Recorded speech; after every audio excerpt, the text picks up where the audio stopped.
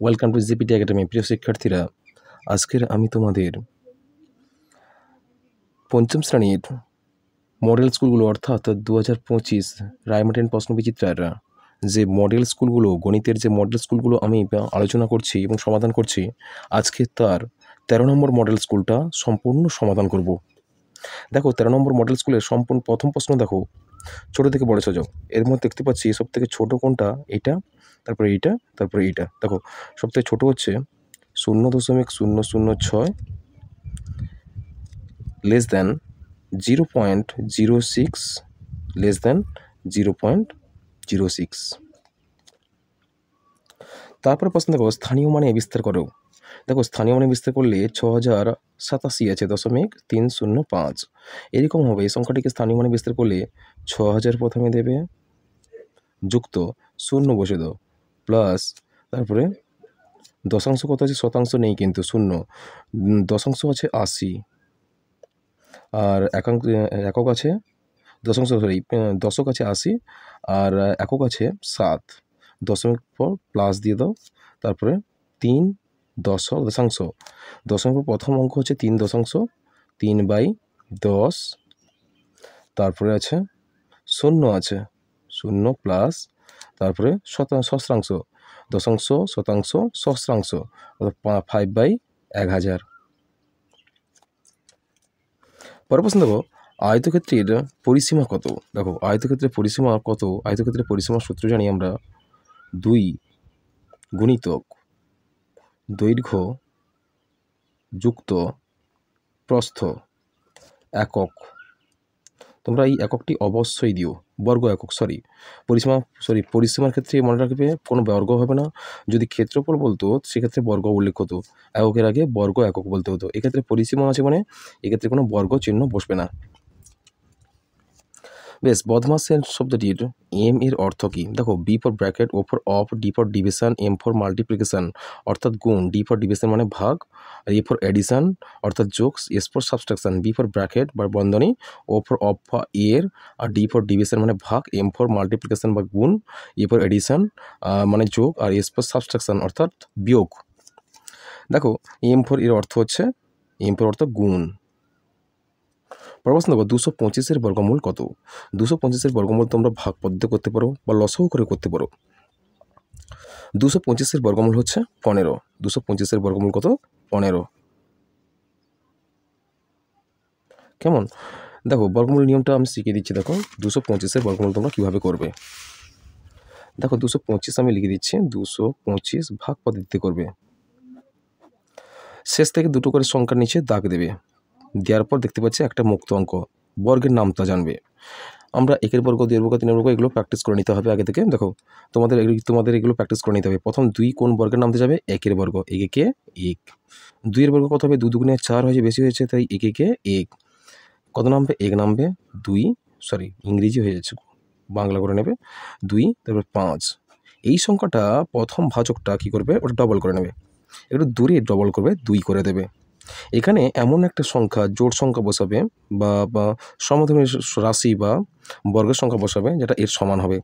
দেখো, যদি এখানে 5 বসাই, এখানেও 5 বসাবো, এখানে 5 বসালে কত হচ্ছে, 25 হচ্ছে, 25 5-এ কত হবে, 125। কেমন হয়ে গেল, কত, 15 বর্গমূল। কেমন, তোমরা 225-এর বর্গমূল 15 হলো। দেখো, পরের প্রশ্ন বলছে, পরের প্রশ্ন হচ্ছে যে 2/7 ও 2/21-এর মধ্যে কোনটি ছোট আর কোনটি বড়। এই নিয়মটা অতি সহজে। দেখো, একটা শর্টকাট নিয়ম আছে। দেখো, লব সমান আছে, দেখতে পাচ্ছি দুটো ভগ্নাংশের লব কিন্তু সমান, এক্ষেত্রে হর কিন্তু অসমান। লব সমান থাকলে মনে রাখবি, হর যদি ক্রমশ বৃদ্ধি পায় সেক্ষেত্রে কী হবে, ভগ্নাংশের মান কমে, আর হর যদি কমে তাহলে ভগ্নাংশের মান বাড়ে। এক্ষেত্রে 2/7 কিন্তু 2/21-এর থেকে বড়, সুতরাং বড় বৃহত্তম সংখ্যাটাই হলো 2/, ছোট সংখ্যাটি হবে 2/21, 2/21, আর বড় সংখ্যাটা হবে 2/7। কেমন কী বললাম, যদি লব সমান্তকে হর যদি ক্রমশ বৃদ্ধি পায় তাহলে সেক্ষেত্রে কী হবে, বৃহত্তর সংখ্যাটা কী হবে, ছোটো হবে। আর হর কম হলে কী হবে, ভগ্নাংশের মান কি বৃদ্ধি পায়, অর্থাৎ এটা বড় হবে এটা ছোট হবে। কেমন, পছন্দ করো। দেখো বর্গক্ষেত্রের ক্ষেত্রফল 144 বর্গমিটার হলো বাহুর দৈর্ঘ্য কত হবে, বাহু দৈর্ঘ্য, অর্থাৎ বর্গক্ষেত্রের 144 হলে বাহু দৈর্ঘ্য হবে 12। কীভাবে হলো, দেখো বর্গক্ষেত্রে আমরা জানি যে বর্গক্ষেত্রের ক্ষেত্রফল জানি বাহু গুণিতক বাহু সমান কী হবে, ক্ষেত্রফল, বা দেবে বাহু গুণিতক বাহু মানে বাহুর বর্গ সমান ক্ষেত্রফল কত আছে 144, বা বাহু সমান বর্গটা এই দিকে চলে এলে বর্গমূল হয়ে যাবে, অর্থাৎ 144-এর বর্গমূল কত হয় 12। পরের প্রশ্ন দেখো যে ফাঁকা ঘরে উপযুক্ত সংখ্যা বসাও, 97/23, দেখো শূন্যস্থান, অর্থাৎ নিচে দেখো ভাগশেষ লক্ষ্য করো, এই সংখ্যাটা হবে কোন দুটো সংখ্যার যোগফল, দেখো একটা পূর্ণ সংখ্যা একটা ভগ্নাংশ সংখ্যা, 97/23 হবে। দেখো এদিকে 23 কিন্তু হর আছে অলরেডি, 23 কিন্তু নিচেই থাকবে 23। দেখো এখানে কোন সংখ্যা গুণ করলে এবং তার সঙ্গে 5 যোগ করলে 97/23 হবে। দেখো আমি তুলে ফেলেছি প্রশ্নটা। দেখো এখানে 97/23 আছে সমান পূর্ণ সংখ্যা কত হবে, ভগ্নাংশ নিচে কিন্তু ফাঁকা ছিল, এখানে দেখবে এখানে হর যা ছিল এখানে এই ফাঁকা করে সেই হরটা একই থাকে। দেখো প্রথমে কি করবে, এপারে যে 97 আছে 97 থেকে 5 বাদ দেবে, বাদ দিলে কত হচ্ছে, 97 থেকে 5 বাদ দিলে 92 হচ্ছে, 92। তো 92 আছে এখানে, মনে করো এখানে 92 আছে, তাহলে 97 থেকে 5 বাদ দিলে 92। এবার 92কে 23 দিয়ে ভাগ করো, ভাগ করলে 92কে 23 দিয়ে ভাগ করলে যে মানটা হবে এখানে পূর্ণ সংখ্যা হবে।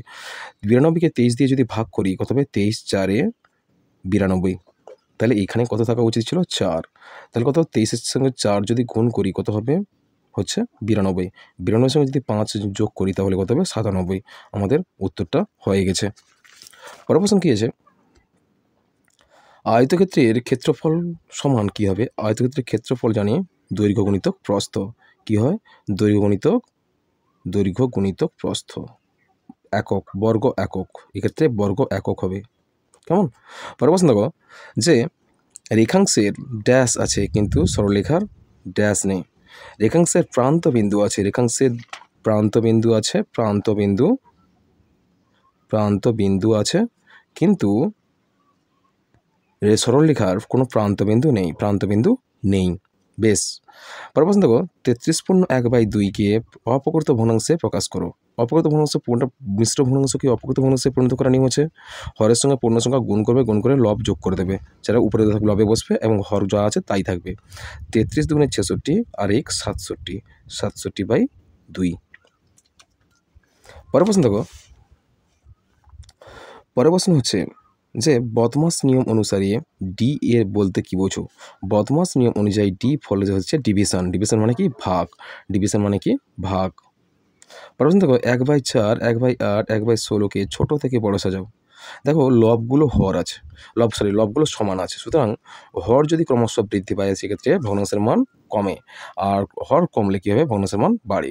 এক্ষেত্রে 1/4 সব থেকে বড়, তাহলে এখানে ছোট থেকে বড় বলছে, তাহলে 1/16 লেস দ্যান 1/8, তারপরে 1/4। পরের প্রশ্ন দেখো সরল করো হচ্ছে ভগ্নাংশের যোগ বিয়োগের দ্বারা সরল করতে বলছে। দেখো 1/4 যোগ 1/2 যোগ বিযুক্ত 1/6, প্রথমে কি করবে, তোমরা হরগুলো সব লসাগু করে ফেলবে, 4, 2, 6 কত হবে, 2 দ্বারা বিভাজ্য, 2 × 4, 2-কে 2 আর 2 × 3 = 6, কি বললাম 2 × 2 × 1 × 6 সমান 2 × 4, 6 × 4 = 24, কেমন, 6 × 4 = 24, 3 × 2 = 6, 2 × 4, এখানে 6 হবে না 3 হবে, 3 × 6, 6 × 2 = 12, উত্তর কত হবে 12, অর্থাৎ লসাগু কত হলো, 4, 2, 6 লসাগু হলো কত হলো 12 হলো। এবার তোমরা বাই টেনে দাও একটু বড় করে, নিচে 12 লসাগু বসে দাও, প্রথম ভগ্নাংশের লব বসে দাও, গুণিতক চিহ্ন দাও, হর কত আছে প্রথম ভগ্নাংশে 4, 4-এর সঙ্গে কত গুণ করলে 12 হবে, 4, 3, 12 যুক্ত। দ্বিতীয় ভগ্নাংশে দেখো লব কত আছে 1, গুণিতক 2-এর সঙ্গে কত গুণ করলে 12, 6 গুণ করলে বিযুক্ত। তৃতীয় ভগ্নাংশে দেখো লব কত আছে, লব আছে 1, গুণিতক 6-এর সঙ্গে কত গুণ করলে 12 হবে, 2। তারপরে দেখো আমরা দেখলাম কি এবার সমস্ত লবগুলো কি দুটো স্টেপে, 3টে স্টেপে গুণ আছে। গুণগুলো করে ফেলে 3 একে 3 যুক্ত 6 একে 6 যুক্ত 2 একে 2, সরি বিয়োগ, এখানে কিন্তু বিয়োগ আছে। বেশ, নিচে লসাগু কত আছে 12 সমান। এবার প্রথমে যোগ করব, 2 বাদ দেবো, 3 6 3 9, 9 থেকে 2 বাদ দিলে কত হবে 7, 7/12। পরের প্রশ্ন দিয়েছি, দেখো যে ছোট থেকে বড় হিসেবে সাজাও। সংখ্যাগুলো দেখতে পাচ্ছ, 404 আছে দশমিক, পরের সংখ্যা দেখো না, প্রথমগুলো ঠিক আছে, দেখে না, দেখো কোনটা বড় সেটা বড় রাশি হবে।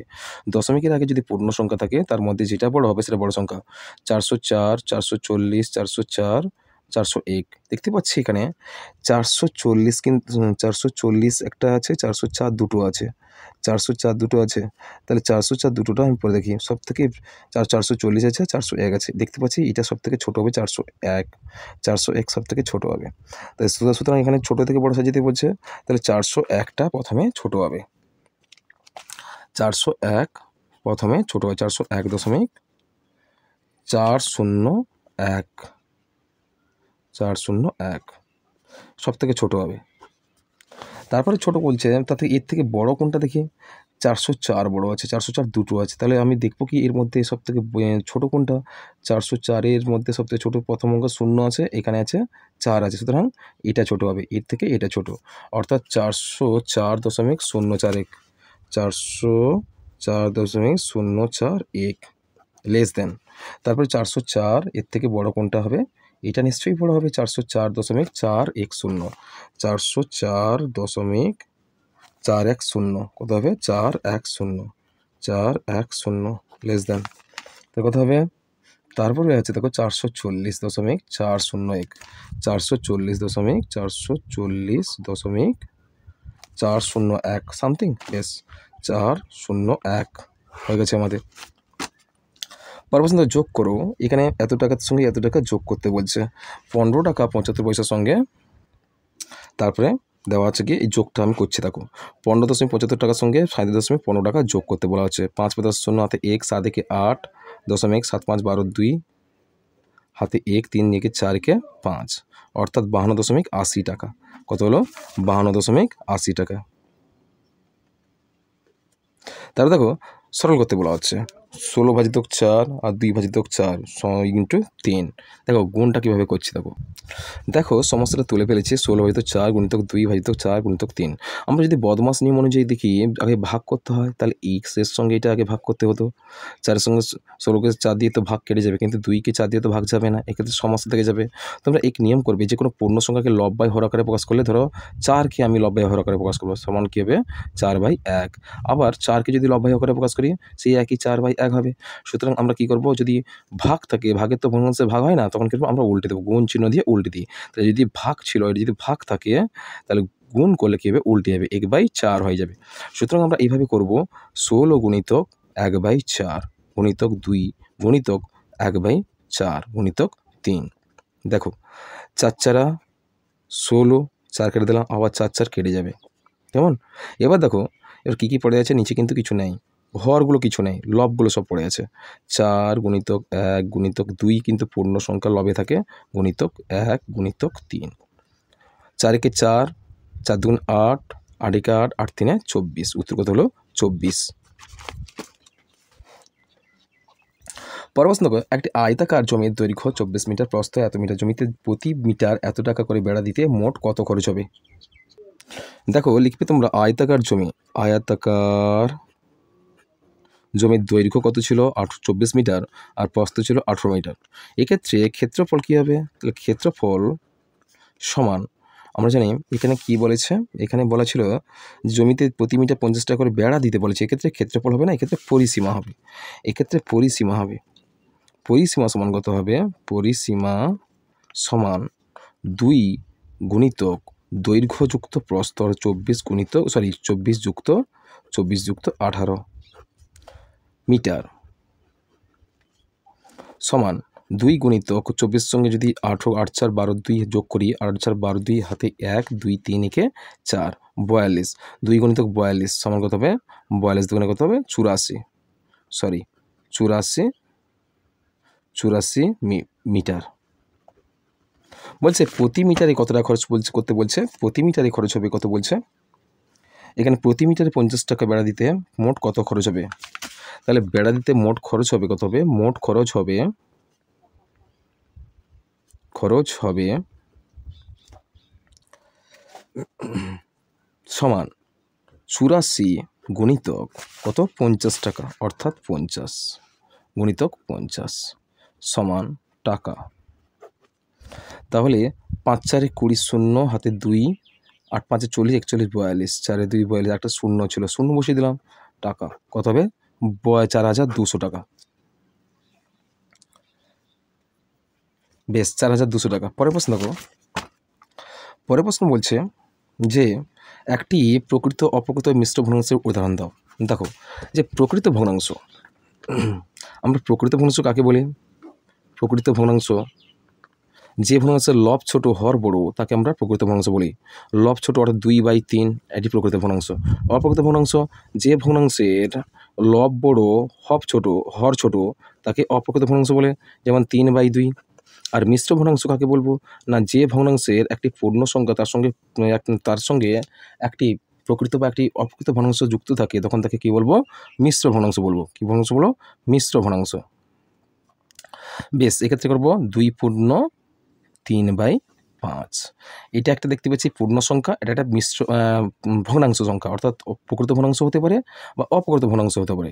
কেমন? এটা একটা মিশ্র ভগ্নাংশ হয়ে গেল। বেশ, পরের প্রশ্ন দেখো। চিত্রসহ সমান্তরাল সরলরেখার চিত্রসহ করতে বলছে সংজ্ঞা। দেখো, সমান্তরাল সরলরেখা, দেখো একই সমতলে একাধিক সরলরেখা একে অপরকে স্পর্শ না করে যখন পরস্পর অবস্থান করে তখন তাকে সমান্তরাল সরলরেখা বলে। যেমন এই পেন্সিল দিয়ে তোমরা অঙ্কন করে দেবে একই সমতলে 4টি পরস্পর সমান্তরালে 3টি বা 4টি, যেমন যতগুলো পারো সরলরেখা অঙ্কন করে দিও এবং তাদের নামকরণ করে দিও, ABCDEF এরকম নামকরণ করে দিও। দেখো পরের প্রশ্ন দেখো। পরের প্রশ্ন বলা হচ্ছে যে রশ্মি ও সরলরেখার মধ্যে একটি পার্থক্য লেখো। রশ্মি ও সরলরেখার মধ্যে একটি পার্থক্য লেখো। দেখো, সরলরেখা ও রশ্মি, সরলরেখার কোনো প্রান্তবিন্দু নেই, সুতরাং তাকে আমরা ছবিতে আমরা এইভাবে দেখাতে পারি। এখানে একটা পয়েন্ট দিয়ে দেবে, পয়েন্ট হবে না, এর কোনো পয়েন্টই হবে না, একটা রেখা অঙ্কন করে দেবে। এখানে এর কোনো প্রান্তবিন্দু নেই। কেমন? কিন্তু রশ্মির কিন্তু একটি প্রান্তবিন্দু আছে, রশ্মি কিন্তু একটি প্রান্তবিন্দু আছে, এখানে একটা প্রান্তবিন্দু, সরলরেখার কোনো প্রান্তবিন্দু নেই।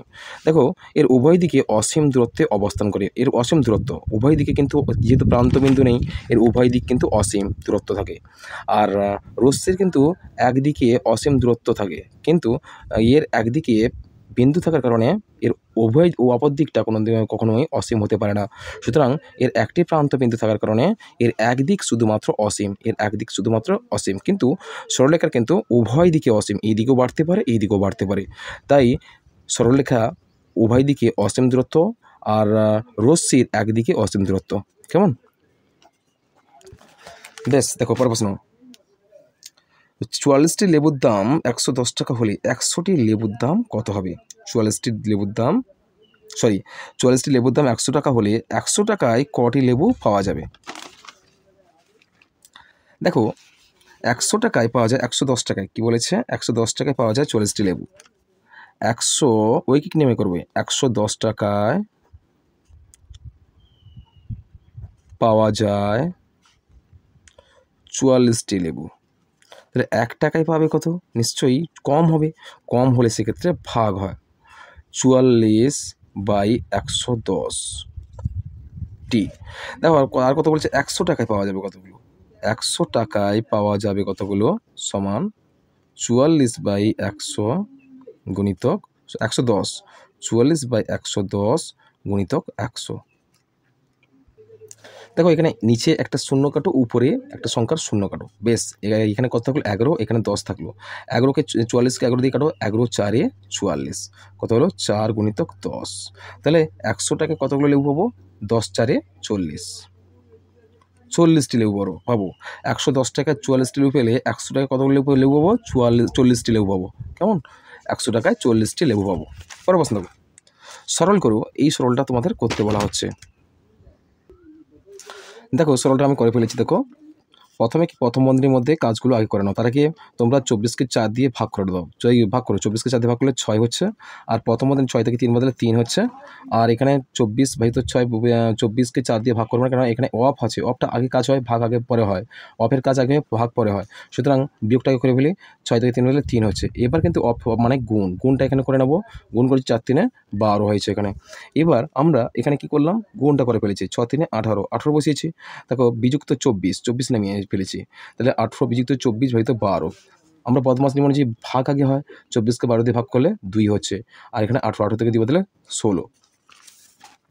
পরের প্রশ্ন দেখো, পরের প্রশ্ন হচ্ছে যে ভাগ করতেছে, এটাও একটা সরল। দেখো 720 থেকে, এটা কিন্তু একটা প্রবলেম ছিল, সেটা আমি সমাধান করে দিয়েছি অন্য একটা ভিডিওতে। আর সেই সমাধান গণিতটা আমি আজকে আবার রিপিট করছি। দেখো 720 থেকে প্রথমে কি করেছি, দেখো প্রথমে প্রথম বন্ধনীর কাজটা আগে করেছি। যে প্রথম বন্ধনীর কাজটা হচ্ছে 70কে 24 দিয়ে 14 দিয়ে ভাগ করেছি, 5 হয়েছে। 14 5 70, 5 আবার যোগ করেছি, যোগ করতে 95 হয়েছে। 95 থেকে 64 বাদ দিয়েছি, 95 থেকে 64 বাদ দিয়েছি, বাদ দিয়ে কত হয়েছে, 31 হয়েছে, 31। এই গুণ করলাম, গুণ করতে কত পেলাম, 434। 434 থেকে 434 বাদ দিলাম, মাইনাসে উত্তর হলো।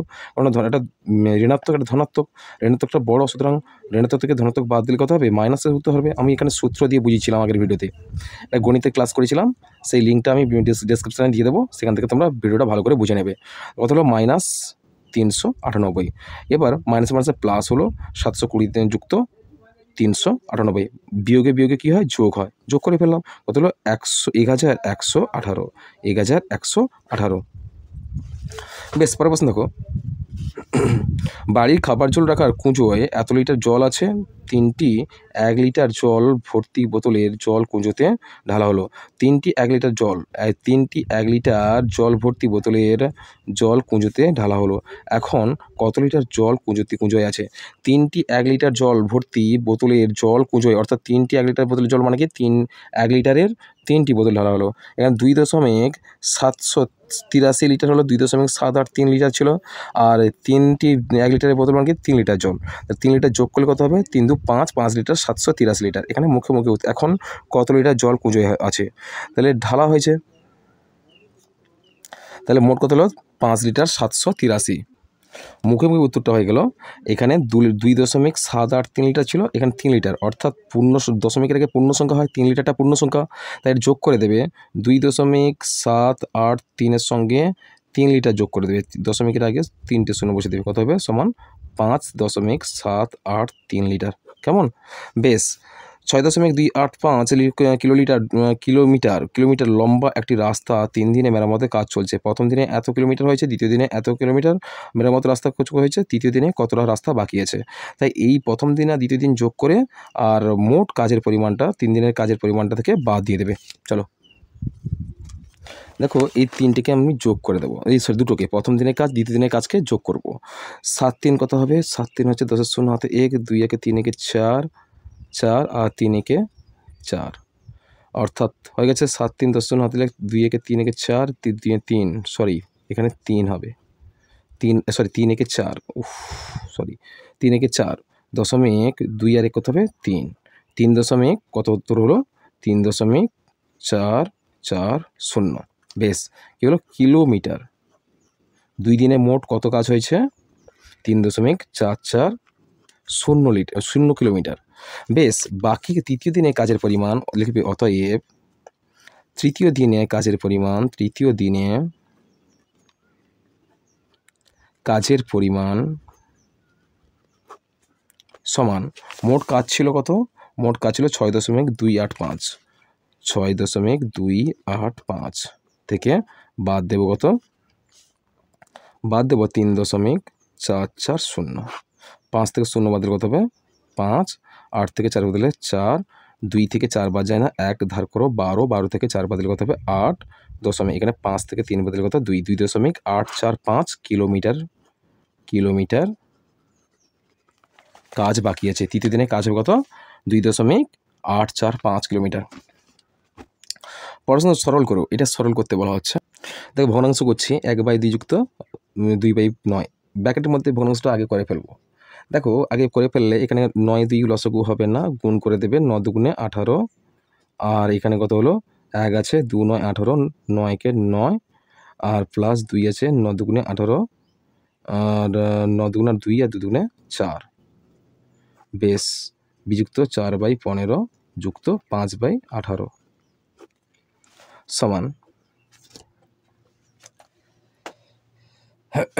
9 কত 13, 13/18 বিযুক্ত 4/15 যুক্ত 5/18 সমান।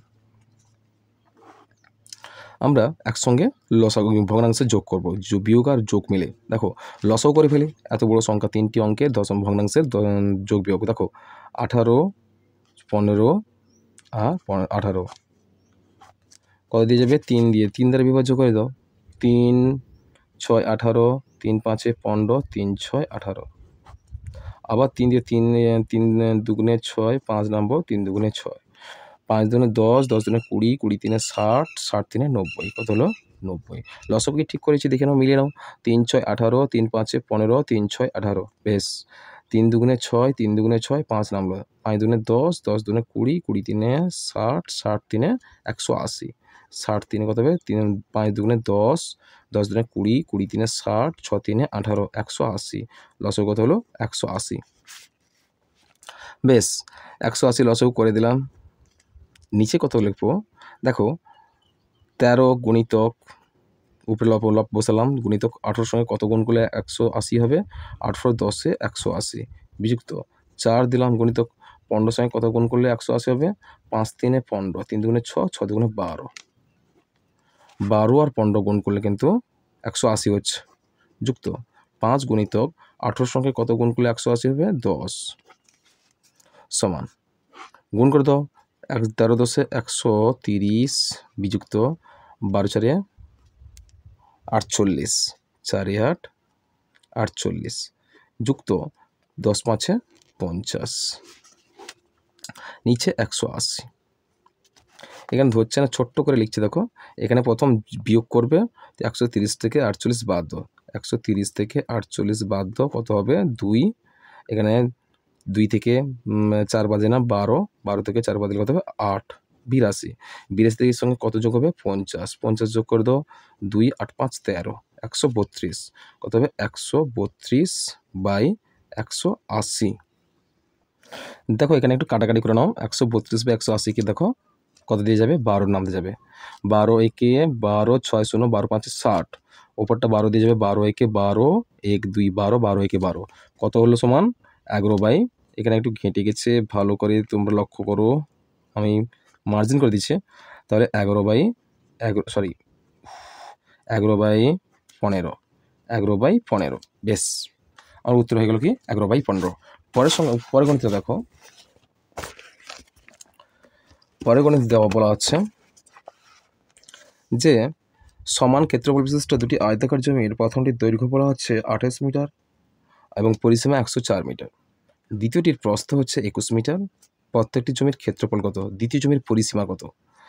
তাই না? দেখো বেরিয়ে যাবে। দেখো এবার সমান ক্ষেত্রফল বিশিষ্ট দুটি কিন্তু ক্ষেত্রফল কিন্তু সমান। জমির প্রথমটির দৈর্ঘ্য হচ্ছে 28 মিটার এবং পরিসীমা বলছে 104 মিটার প্রথমটি, আর দ্বিতীয়টির প্রস্থ দেওয়া হচ্ছে। তাহলে প্রত্যেকটি জমির ক্ষেত্রফল কত? এরকম গণিত আমি পূর্বে মডেল স্কুলতে করেছি। লিখবে তোমরা, প্রথম আয়তাকার জমির দৈর্ঘ্য সমান 28 মিটার, প্রস্থ সমান কত বলা হয়েছে?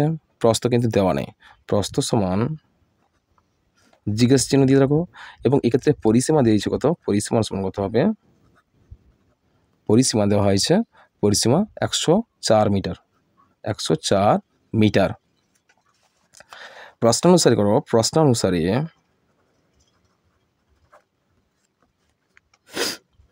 আমরা আয়তাকার ক্ষেত্রে পরিসীমা সূত্র কি জানি?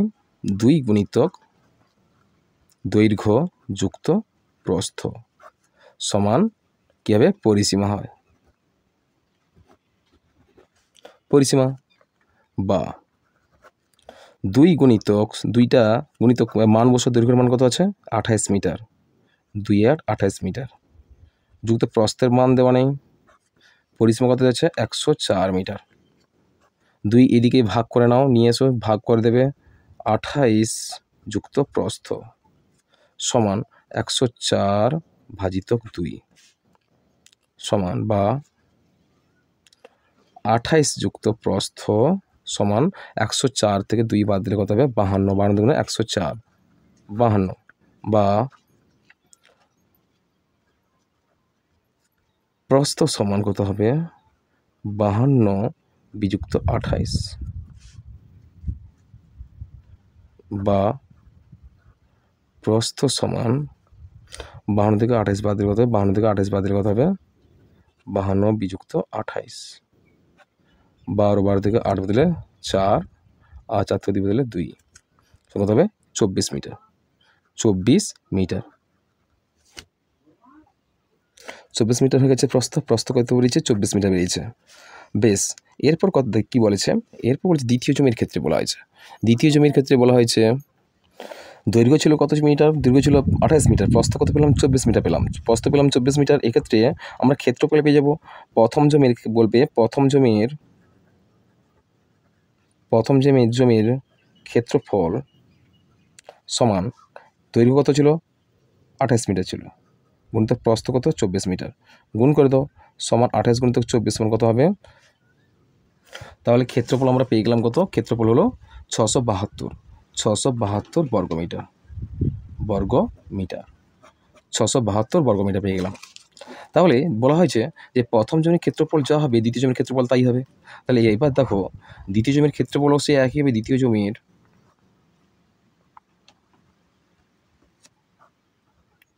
ক্ষেত্রফল কত পেলাম 672 বর্গমিটার। আর দ্বিতীয় জমির কী বলা হয়েছে, দ্বিতীয় জমির বলা হয়েছে প্রস্থ দেওয়া হয়েছে, দ্বিতীয় জমির প্রস্থ, আর প্রস্থ কত দেওয়া হয়েছে, প্রস্থ সমান কত হচ্ছে 21 মিটার। তাহলে দৈর্ঘ্য কত হবে, এক্ষেত্রে দৈর্ঘ্য মান দেওয়া নেই, দৈর্ঘ্য সমান কত হবে জিজ্ঞাসা চিহ্ন। এবার ক্ষেত্রফল, প্রস্থ আর দৈর্ঘ্য কোন সূত্র দিয়ে হবে, ক্ষেত্রফলের যে আয়তাকার জমির ক্ষেত্রফলের সূত্র হবে। অর্থাৎ কি এক্ষেত্রে প্রশ্নানুসারে, দ্বিতীয় প্রশ্নানুসারে করো, প্রশ্নানুসারে তাহলে আমরা জানি দৈর্ঘ্য গুণিতক প্রস্থ সমান কী হবে ক্ষেত্রফল, বা দৈর্ঘ্যের মান দেওয়া নেই, প্রস্থের মান দেওয়া আছে, সুতরাং দৈর্ঘ্য ইন্টু প্রস্থ কত 21 সমান ক্ষেত্রফল কত হচ্ছে 672।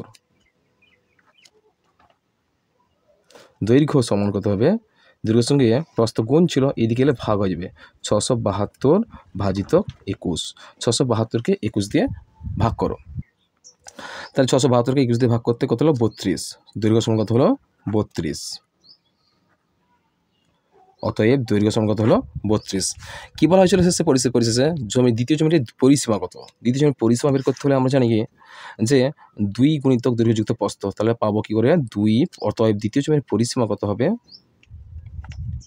পরিসীমা সমান কত হবে, তাহলে আমরা জানি সূত্র 2 গুণিতক দৈর্ঘ্য কত ছিল, দৈর্ঘ্য পেলাম 32 আর প্রস্থ ছিল 21 যুক্ত 21 সমান কত পাবো, সমান 32 আর 21 যোগ করলে কত হবে 53, কত হবে 2 গুণিতক 2 আর কত 3 আর 3 2 5, 53 সমান 3 দুগুণে 6, 5 দুগুণে 10, 106, পরিসীমা কত হবে 106। বেশ, এখানে গণিতটা সম্পূর্ণ সমাধান করলাম। এরপরে একটা প্রশ্ন আছে কি যে চিত্রসহ সংজ্ঞা দাও, ছেদবিন্দু, সমান্তরাল সরলরেখা, এই দুটো কিন্তু অ্যাকচুয়ালি তোমরা সমান্তরাল সরলরেখা একে পূর্বেও হয়তো বলে দিয়েছে, এগুলো তোমরা বই থেকে করে নিও। কেমন, আজকের এই পর্যন্ত। আর এইগুলো যদি কোনো সমস্যা হয়, কোনো যদি জানতে ইচ্ছে করে, সেগুলো তোমরা নিজেরা আমাকে কমেন্ট করে জানাতে পারো। আর আজকে আমি 13 নম্বর মডেল স্কুলটা সম্পূর্ণ সমাধান করলাম। এরপর 14 নম্বর মডেল স্কুলটা আমি পরের ভিডিওতে নিয়ে আসবো।